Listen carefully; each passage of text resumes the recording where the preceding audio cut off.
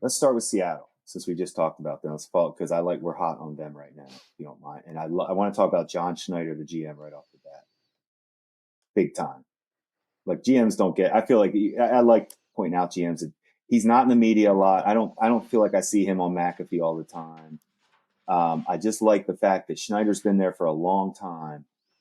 Sustained success is number one goal when you're a GM. For your owner, when you sustain success, you're a successful GM. You're not going to win the Super Bowl every year. That's ridiculous. Seattle's been they had a franchise quarterback. They've tried to figure it out, moving forward. Here we go. They might have struck gold. They didn't stay pat. They were searching for the replacement for Russell, but they moved on from Russell, which is key number one. That's Schneider. That was John Schneider knowing Russell is done. Let some other teams try, and they did. Win for Schneider on that. Hey, Darnold, they got so lucky that Minnesota couldn't keep them. That's the conversation I'd love to know behind closed doors, how they couldn't keep Darnold. But for get a first round, a top 5 talented quarterback who has not had a chance to be home somewhere and just play. Now, we know Darnold's weaknesses. I'm going to bring this up. In college, he had a 2.6 interception percentage, which is very high for a quarterback. Drake Mays was 1.7% in college, to give a comparison. Okay. Darnold still has that in him a little bit. It's always that playmaker, a fumble, because he does try to make plays. He's a very good athlete with strong arms. They're playmakers. He did this at USC. It doesn't change. That's what he has to get out of his game. It's what's holding people back from saying that big game Darnold's going to give you that pick. And that's what's hard for him to get past right now. But right now, the way they're playing on defense, Seattle, 3rd points per play, 3rd yards per play, 6th yards per attempt on defense. Rock solid. With Darnold playing like that, that's quarterback defense, which is my favorite combo, with John Schneider. This coach's history, I love his history. His journey's outstanding. Just from Georgia and just loving football, really just learning the game. Not really a player, I don't think. I don't think he played at Georgia. I think he was just learning the game. But then the Harbaughs are passing him back and forth. Yeah, that's right. You're talking about these. You know how I feel about. I work with Coach John Harbaugh with the Eagles. Obviously they're as good as it gets when it comes to coaching. And if those two are calling each other, hey, give him a shot as your coordinator. Hey, great, I'm leaving. All right, I'll take him back. Oh, now he's a head coach. He has something special in him, leadership wise, for the Harbaughs to believe in him. Seattle to me has the formula. I think they have the core 4. I believe in Darnold. I like this coach. Now they have to, it may not happen this year, but I hope they get a chance to do it again and again. I love the point on John Schneider and his instincts, because how did this all begin? It began really in 2011 into 2012. So, oh, good Lord, I can remember the game. It was New Year's Day, Lambeau Field. The Packers are polishing off a 15-1 regular season. Rodgers is the MVP. He's sitting. Matt Flynn gets to start. Jim, this is why I'm a washed-up 38-year-old now. I could say it now. It's statute limitations is passed. I'm sure Mike Davis, my sports editor back in those Journal Sentinel days, he doesn't care.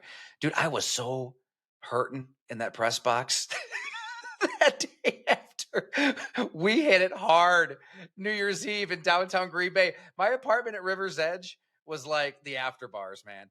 And there's a reason that when you look up drunkest cities in America, like 5 of the first 6 of the first 7 are always Wisconsin cities. It's different, man.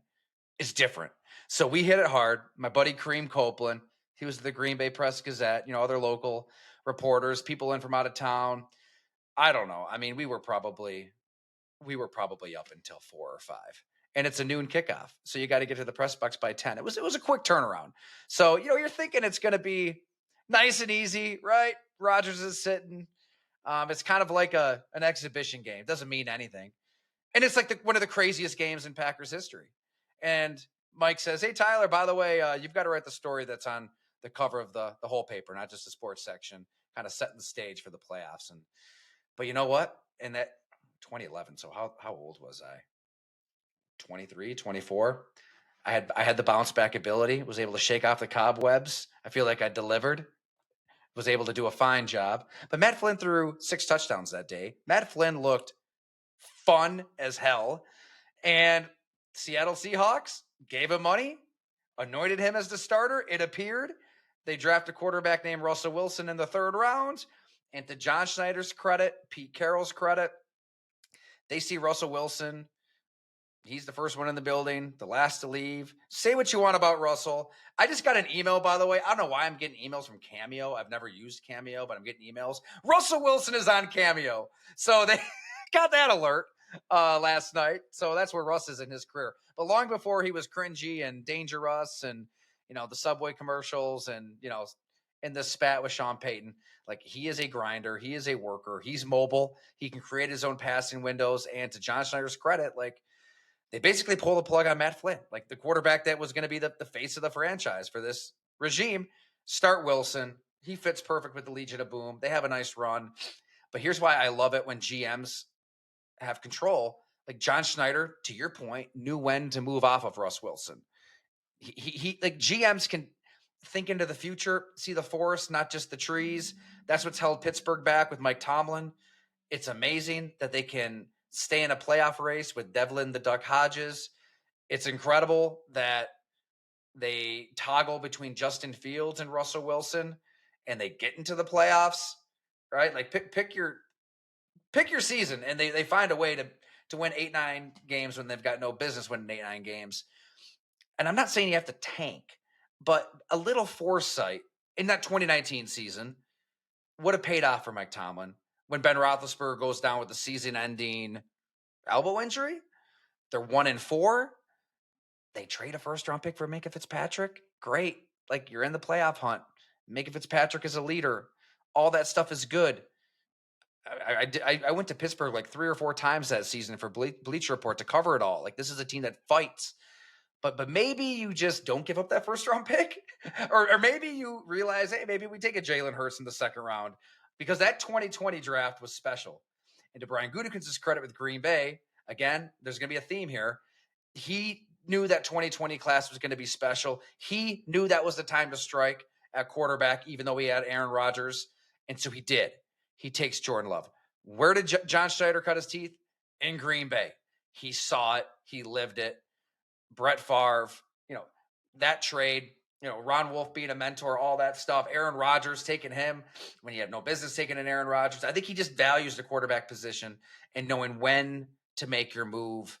I don't know all of the details. We've talked about it before with Pete Carroll and Russell Wilson, but head coaches in general they've got that survival instinct. It's very, I need to win Sunday, and I need a quarterback who's going to give me the best chance to win on Sunday versus planning ahead, thinking big picture. John Schneider thinks big picture. I mean, Russell Wilson became a problem internally. He was a headache, and yeah, he could still play, but I think the GM saw just enough red flags, just enough signs to know, let's take our 3 1st-round picks or whatever it was, 2 1st-round picks and other picks and players. And what do? They get Devin Witherspoon. That was, hang on. Yeah, that was from that trade. They get Devin Witherspoon in 2023, 5th overall, Jackson Smith and Jigba, 20th overall. Their drafts have just been rock solid. And then at least halfway through this season, it seems like they hit a grand slam with Sam Darnold. So yeah, John Schneider. We don't talk about him nearly enough as one of the elite evaluators in the sport. No, I'm glad we got to do that because I agree. His name. I don't feel like in general you don't see his name enough in the, when you're watching ESPN, the shows we're always watching. But I do. The Seattle team is. The reason I do like Darnold. I went last thing on Darnold. The reason I do believe in him. That talent is there. Like of all the guys, like he's had it. He went to, like you said, he went to McVay and showed it. He went to Shanahan showed it, and then goes to Minnesota, shows it. Like it's there, but nobody's in the right situation to keep him. And really, they haven't just been able to develop for whatever reason. I think this is it. I think this can be the one where this is it for him. This better be it. I mean, this is his chance to show. He's tight with Josh Allen, and I like the fact that they train together, and that tells me a lot about both because I like their mindsets. They both have that killer mindset. You don't know it when you talk to them, but they have it on the field. So anyway, like Darnold, like Seattle. Just a few final thoughts on Darnold. We went out there to Minnesota to learn about how the Vikings were kind of the Seahawks last year. I mean, nobody thought the Vikings would be winning 14 games with Sam Darnold. But I kind of love like the old school principles. You've got a quarterback who never made himself out to be a victim when he had every reason to make him out to be a victim. I mean, he's never really said a bad word about the Jets or how he was treated. And I just thought that was so admirable. And yeah, he was right in Minnesota's back. Now, if JJ McCarthy hits, It's he's your face of the yeah, that's franchise. the We got to let situation. that No one play doubt. out. That situation was tough. But I'm just pulling up some quotes from Darnold's teammates in that Vikings locker room. 28 years old. So Harrison Smith, always great catching up with Harrison. He said that Darnold had legitimate confidence all along. Quote, normally, if you're searching for your confidence or you don't have it, you might look back and say, well, I didn't have much of a chance there and it wasn't all my fault. He's not worried about that. He's worried about being here and being the best player he can. It doesn't happen that often. Normally, when a guy starts out bad and goes somewhere else and it doesn't go well, that's pretty much it. It doesn't really matter where you go after that. There's definitely perseverance that needs to be respected there. Isn't that a good point? Because the Jets' years end terribly. The famous clip on Monday Night Football, he says he's seeing ghosts. But then it's not like he went from there to rehab with Shanahan. He goes to Carolina. Carolina gives up some assets for him, and it fails there with Christian McCaffrey. And I think that was Harrison Smith's point. Like usually, right then, it's like you lose your confidence. Like it's shot as a quarterback.